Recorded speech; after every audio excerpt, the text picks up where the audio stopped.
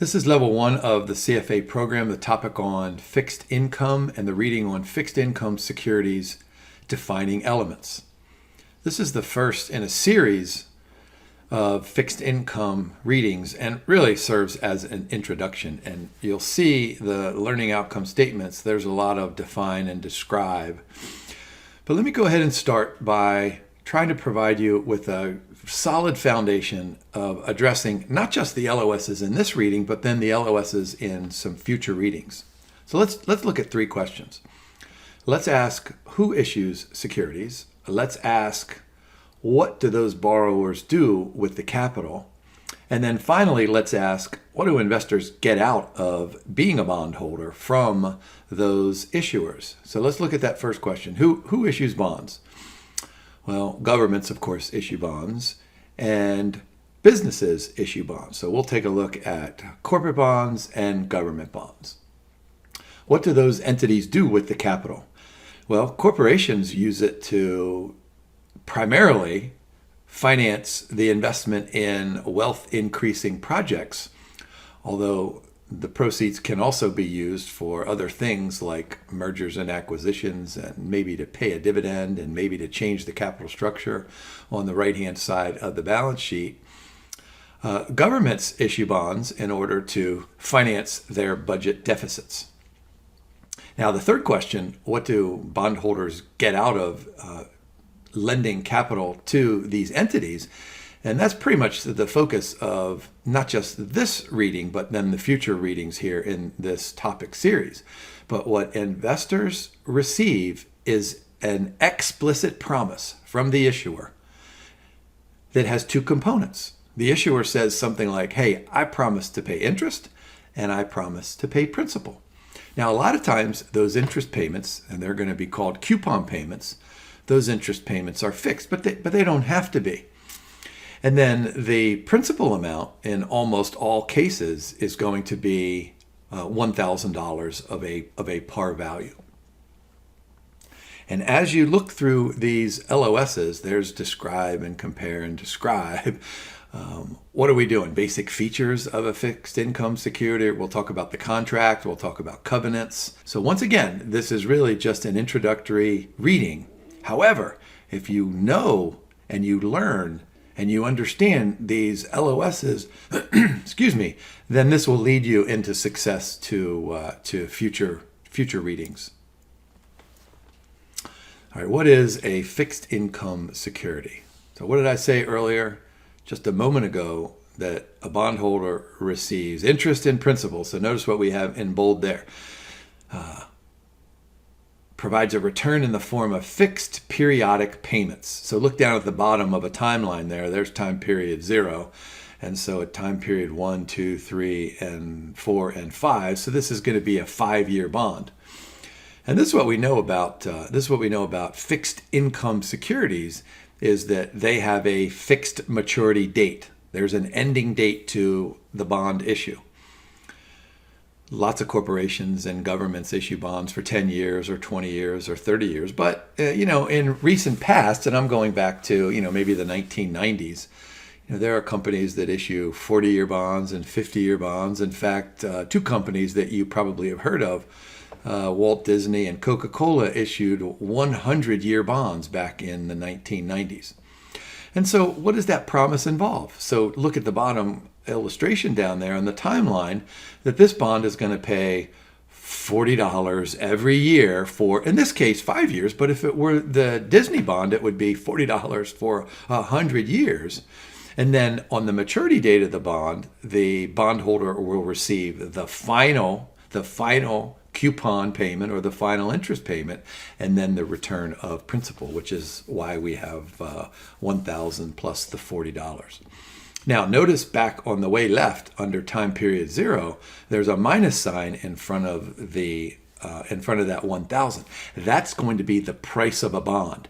And I think it's two readings ahead, maybe it's 3 readings ahead from what we're doing today. This reading is called something like, hey, how do we value a bond?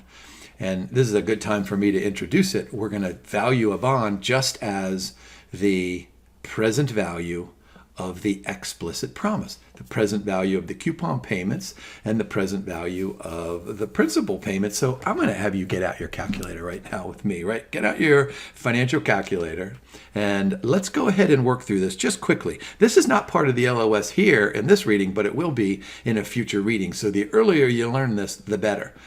So what I want you to do is I want you to find those 5 time value of money buttons across the top of your calculator. You know, they read things like PMT and FV and I. So let's do this. Let's do the 40, right? Let's do 40 and hit PMT. And that's our coupon payment. That's the ordinary annuity. Let's hit 1,000 and let's hit future value. And let's do 5 is N. And then we need an I in here. And what's happened in this question here on the slide is we haven't really given you much of an I. But let's go ahead and just assume that this I is 4%. So do an I, so do 4 of I. And then we're going to solve for present value. And let's just hit present value. And lo and behold, what do you get? Oh my goodness gracious, you get $1,000. So that's the price of this fixed income security today. Now, I'll go over some really, really good examples in future slide decks. But for now, let's remember that the price of a bond is simply the present value. So price and present value mean the same thing. The present value of those future cash flows. Now, let's quickly go through some of these bullet points here, also called debt securities, right? Fixed income, bonds, debt securities, right? We know that. The payments of a fixed income security are known in advance. Of course, when Coca-Cola or Walt Disney issues this bond, they'll say something like, hey, we're going to pay you 4%. That's called a coupon payment. A 4% coupon rate will pay you $40, 4% of $1,000 every year for 100 years. Now, in this case, it was just 5 years. So when you read, as a bondholder, when you read the prospectus or look at the indenture, you'll read all of these terms: 100-year bond, 4% coupon, etc. Now, here's just a quick picture of an illustration of what, and this is probably pretty much in the old days when corporations and governments would issue bonds, they would actually, give you a certificate. And so there's a coupon rate on there, there's terms, there's all sorts of stuff in there. All right, who are the issuers, right? So this is what we said. Issues can be governments, corporations, other legally recognized entities. We'll talk about them in just a second. And they can be these supranational organizations, so sovereign governments, both at the federal level and at the local level. But then oftentimes there are groups of organizations between and among countries that get together that can issue bonds. So what they do is they say, hey, you know what? We need a bunch of money. Maybe it's 100 million, maybe it's 5 billion. And what they do is these issuers appeal to bondholders throughout the world. And they do this in increments of $1,000 so that you and I can afford to buy any kind of a bond. So just think of this bond issue as a loan. What do you and I do? We go down to the bank and we borrow money to buy a car and to buy a house and to help our children pay for their education and all sorts of other things. Well, corporations do the same, but they issue a bond so that they can raise huge amounts of capital. I mean, imagine if we wanted to borrow. Let me just come up with some crazy number here that even Hollywood people couldn't imagine. Suppose we wanted to borrow $6 billion to build a house. I can't even imagine what that house would look like. But if we went to one bank and said, hey, can you lend us $6 billion to buy the house? Even if we were super wealthy, right? The bank would say, gosh, that's way too much. We'll lend you $200,000. So then we'd have to go to a whole bunch of banks to raise that capital. And this is what the bond market does for us. Here we go. Maturity. You already know this. What's that second bullet point read? Typically range from overnight. Now, overnight securities, those are short-term kind of fixed income securities, but 10 years, 20 years, 30 years, or all the way up to 100 years. Now, here's a good definition. So money market securities have a maturity less than 1 year. And money market securities typically do not pay a coupon or an interest payment. But those that mature in 1 year or longer, they typically do. And there are some crazy bonds out there that go against everything that I've said here in the past few minutes. These are called perpetual bonds. In England, they call them consols. They were fairly popular, maybe 50 years ago or so, but I don't know that the consols are issued much anymore because there is no maturity date. They just go on in perpetuity, kind of like a share of stock.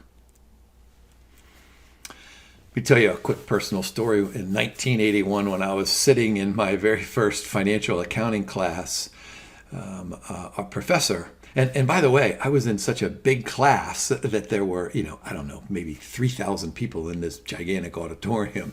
And the professor kept saying something like, okay, a bond has a face value, and a bond has a principal, and it has a maturity value, and it has a par value. And he kept using all these terms. And I was thinking, man, this is a lot of terminology. And I thought, why does he keep changing? They all sound like they're $1,000. And I was tempted to raise my hand, but back in those days, I was a little bit shyer than I am now. Plus, there were thousands of people in there. So I read the book. Read the textbook. That's always a good thing. And it said, hey, these things pretty much all mean the same. And in almost all cases, that par value is $1,000.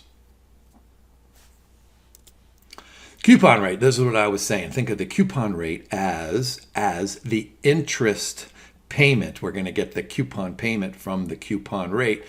And what did we do back here? Let me just go back and remind you quickly here. So notice we have $40 every year for 5 years. So this was a 4% annual coupon rate. You take 4% times the 1,000 to get the annual coupon payment.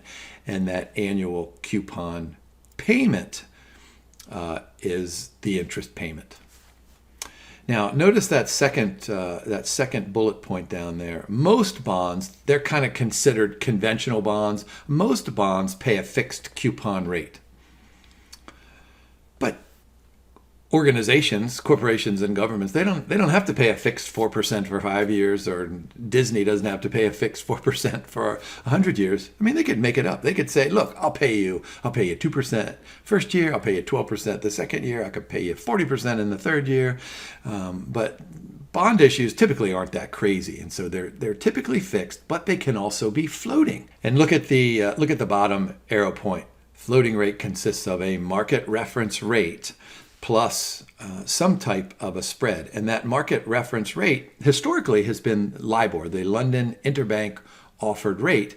But I'm guessing that many of you know about LIBOR and the scandal. And so we're moving away from LIBOR and we're moving towards other kinds of market reference rates. One of them is the secured overnight financing rate, sometimes referred to as SOFR. And there are lots of other rates out there. I mean, I could come up with my own Jim's reference rate if I wanted to. But essentially, those reference rates are short-term rates that involve somehow bank-to-bank loans that probably have a very short-term maturity. So we start with that rate, and then we add some kind of a spread that reflects things like, maybe default risk on the bond. And we'll talk at length about that in future readings. As you can imagine, bonds can be issued in any currency. Of course, they can be issued in New York or London or Tokyo. Even Santa Claus could probably issue his bond and call these the North Pole bonds. But lots of these large corporations like Disney and Coca-Cola that I mentioned earlier, they have the power, the magnanimous ability to issue bonds in different currencies. And so dual currency bonds, they can make coupon payments in one currency, and then they can pay the par value in some other kind of currency. And so there's really nothing preventing Walt Disney from issuing a bond, with Santa Claus at the North Pole or in Tokyo or in Australia, and then using the proceeds, converting them to another currency. It wouldn't have to be the US dollar, could be the Canadian dollar, could be, whatever currency Santa Claus uses at the North Pole. So what this does, of course, and we're going to learn this throughout the CFA program, is that these large corporations, they're going to issue bonds in the market that gives them the lowest possible interest rate, right? What's the goal of the business? Maximize shareholder wealth. One way to do that is to borrow money at the lowest possible interest rate. And that's what dual currency bonds provide these mostly larger corporations. Now, lots of bonds have what's known as an embedded option inside of them. Lots and lots of bonds are just conventional bonds. I promise to pay coupon, I promise to pay principal, and there's nothing fancy about it. But some bonds have what are known as embedded options. It gives either the bondholder or the issuer certain rights under certain conditions. And so a currency option bond gives the bondholder the right to choose the currency. So I could buy this Walt Disney bond and I could receive coupon payments in dollars. But if it's a currency option bond, I could say something like, hey Walt, I want my coupon payments in the Canadian dollar or whatever currency is out there. And of course, there really are almost no limits to what a currency option could be. I mean, you could receive half of your coupon in dollars and half in Japanese yen, or you could, what we're going to be moving towards at some point is you could receive half in a cryptocurrency, you could receive half in some other currency as well. But for the reading, just remember, it's probably one currency or the other. Now, remember when I had you get out your financial calculator and we computed that $1,000? We hit 4 for the I. Well, we need to distinguish between the coupon rate, which gives us the dollar amount of interest, and what is known as the yield to maturity on the bond. Now, in the case that we just did with our financial calculator, we had a 4% coupon rate and a 4% yield to maturity. 4 and 4, that's why the price of that bond turned out to be $1,000. So let's go ahead and define this yield to maturity on the bond. It is, oh my gosh, didn't we do internal rates of return back in our time value of money stuff? So a yield to maturity is really just the IRR that forces that present value of the bond, the price of the bond, to equal to the present value of all of those expected or promised payments. And that's called the yield to maturity on the bond, which is a function of risk, let's say. And we'll talk about all those different kinds of risk. But what happens to yield to maturity over time, sometimes it goes up and sometimes it goes down. That in and of itself causes the price of the bond to change from that original $1,000 that we computed just a few moments ago. Now, don't get yield to maturity confused with current yield. Current yield is simply taking the annual coupon payment divided by the price of the bond. That's called the current yield. So think of the bond's price. That's the current price, right? That's the market price. So current yield, you take the fixed coupon payment and put it over top of the current price and you'll get current yield. And this is a great exam question. I do this all the time to my students. Make sure that students and you candidates know the difference between coupon rate, yield to maturity, and current yield. Now, remember what I said at the introduction. I said something like, what the issuer does is make an explicit promise. And I picked that term specifically because the explicit promise has its basis in legality.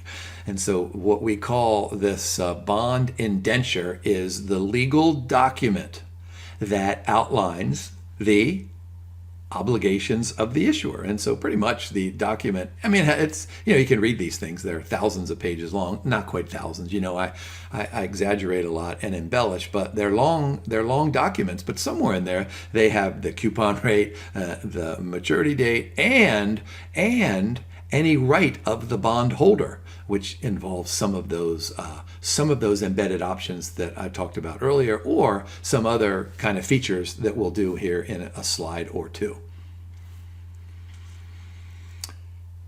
Yeah, so notice what happens down there in that bond, in that illustration that we have. So over on the left-hand side, we have the issuer, right? The corporation or the government entity. Over on the right-hand side, under the blue, we have the bondholders. Those were kind of us, thinking about us as the bondholder. And so this is the image that I give my students all the time. I say, hey, this is what the executives of a corporation do, or what the representatives of a government do. They pick up the phone and they call the bondholders and they say, hey, can you lend us a bunch of money? We're going to do this and this with it, and I promise to pay you coupons and principal amount. And so I give my students this kind of, an image that illustrates the intimate relationship between the issuer and the bondholder. But then I tell them that, of course, this really doesn't happen. I mean, the executives don't pick up the phone and call the bondholders because there's a middle person in there. So there's the trustee. It's probably some kind of a financial institution that does lots and lots of stuff.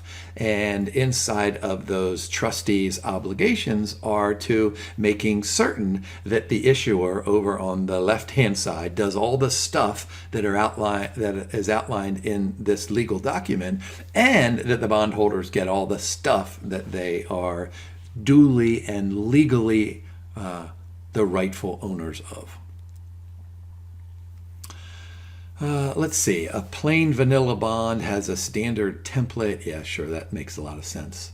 Exotic bonds have tailored and long indentures. So this can be, what did I say earlier, 1,000 pages. Well, I promise you, unless you're a lawyer, you don't want to read all these things. But it's probably worth it to do a quick search just to take a look at this for 10 or 20 seconds.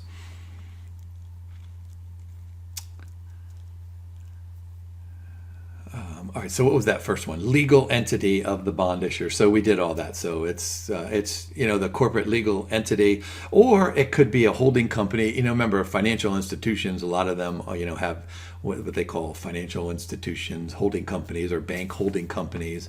And then look on that bottom right. Boy, we'll talk a lot about these special purpose vehicles or special purpose entities, where these corporations, they create this new legal entity and they throw some assets in there, and then they use the assets as collateral to issue a bond.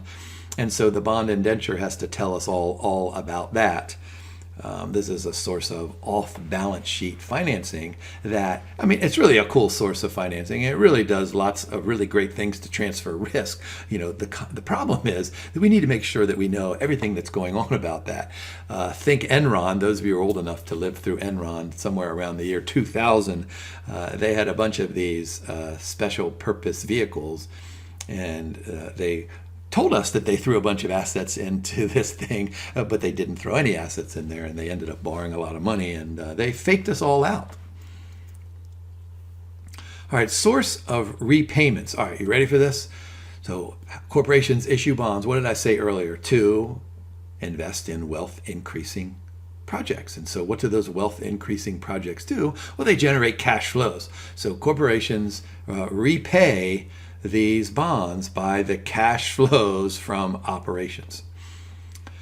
Now, governments, on the other hand, they have an interesting kind of a source of repayment. If this is a federal government, then what does the federal government do? It issues these bonds to, what did I say earlier? To finance budget deficits. Well, the federal government can always just raise tax rates and impose taxes on all sorts of people out there to repay these loans. And of course, that works down at the local level too. Here in the United States, we have 50 states, so states can issue bonds, and cities can issue bonds, and counties can issue bonds. Some countries call them provinces, and they have other names. But look at that second arrow point, supranational organizations. So what did I say earlier? That these are organizations that take components from different countries. These are supranational, so in between or among nations. And I always tell my students about one of my favorite supranational organizations called the African Development Bank. And what the African Development Bank does is they issue a bunch of bonds. And I encourage you to go to its webpage, because they issue bonds to help all of the people who live in Africa. And so they have agricultural needs, they have water needs, they have social needs. And so they issue bonds. And these bonds have, they can have a fixed coupon rate, they can have a floating coupon rate, they can mature for 10 years or 20 years or 40 years. But what they do is they make capital available, and they make loans to individuals and other organizations who have these entrepreneurial ideas about how to improve the quality of life in the continent of Africa. And so how does the African Development Bank repay its bond issue? Well, through all of the loans that it makes and all of the programs that provide cash flows. And then skip down to the bottom. Boy, we're going to have great conversations about asset-backed securities. Now, this is probably an introductory concept to many of you, but asset-backed securities are a larger asset class. One security inside of this is known as a mortgage-backed security. I bet you know all about mortgage-backed securities from the financial crisis in 2008. How about collateral or backing? And so a lot of corporations, they can issue unsecured bonds. They can just say, you know what, we're big enough. We don't need to tie anything to a specific asset.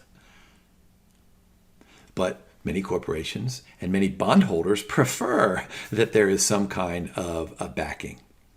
So senior ranked bonds, these are probably secured bonds that are secured with a specific asset. So you think of Walt Disney, what does Walt Disney do?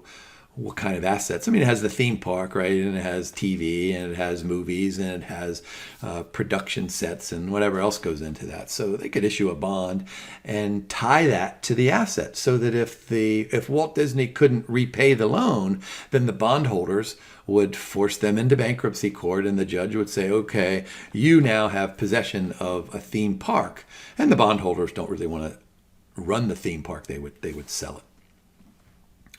Different types of collateral in terms of the legal document inside of this indenture.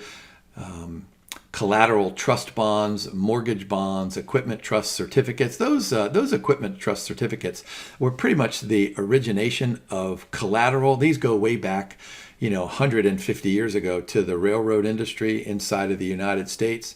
And there are tons of these today because, like the airline companies, they pretty much use these equipment trust certificates because they don't really want to buy the entire airplane from Boeing or whoever else makes the airplane. What they do is they put this airplane into a trust, and then essentially what the airlines do is they lease the asset and they repay it, and there's some provision which they can actually take ownership of the airplane over time. That's an equipment trust certificate. So mortgage, property, and covered bonds, collateral trust. Just think of any kind of an asset that an organization has, that a corporation has, that can be used as collateral.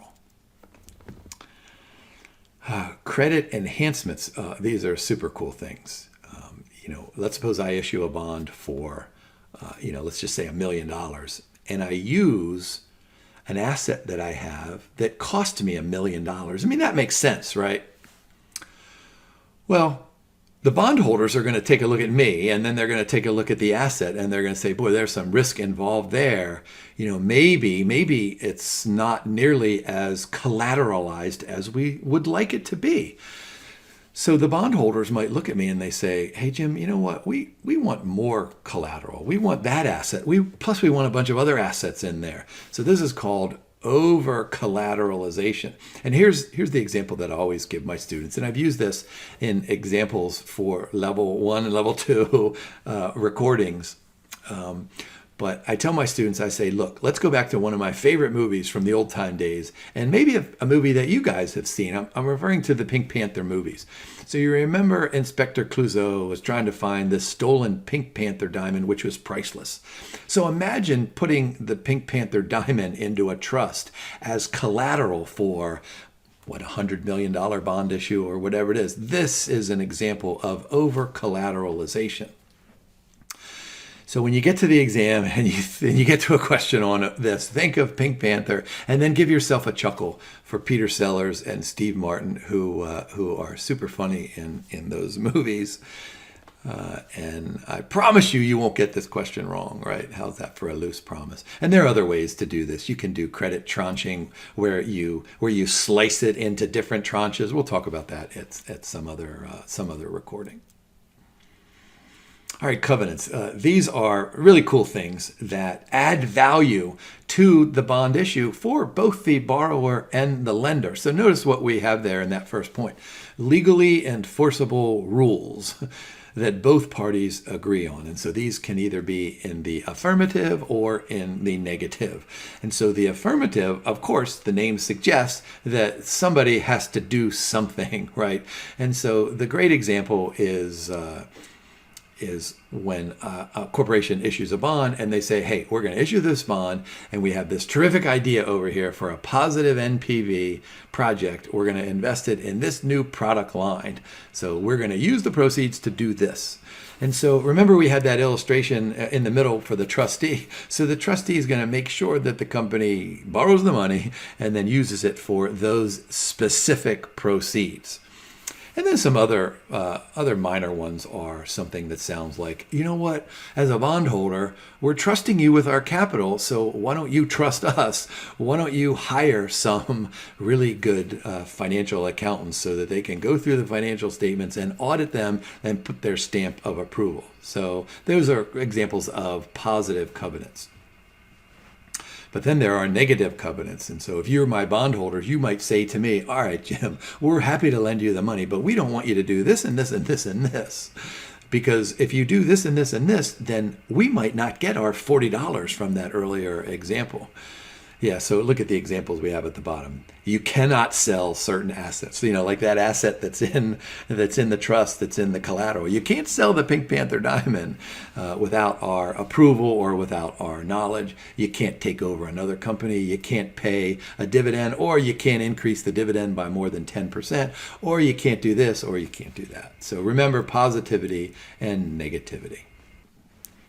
And that takes us through all these LOSs. This was super fun for me. I hope you guys enjoyed this, and knowing that this is really just the foundation for learning the next series of readings. So in future readings, we're going to take a look at some more of these details, but most importantly, we're going to learn how to price a bond and to price all of these different kinds of bonds. And then we'll talk about risk as well. So lay the foundation. So what did I say in that very first slide deck? Know the answers to the following questions. Who issues the bonds? What do they do with the proceeds of the bond issue? And then what impact does all of this stuff have on the bond holders? So thank you for watching and good luck studying.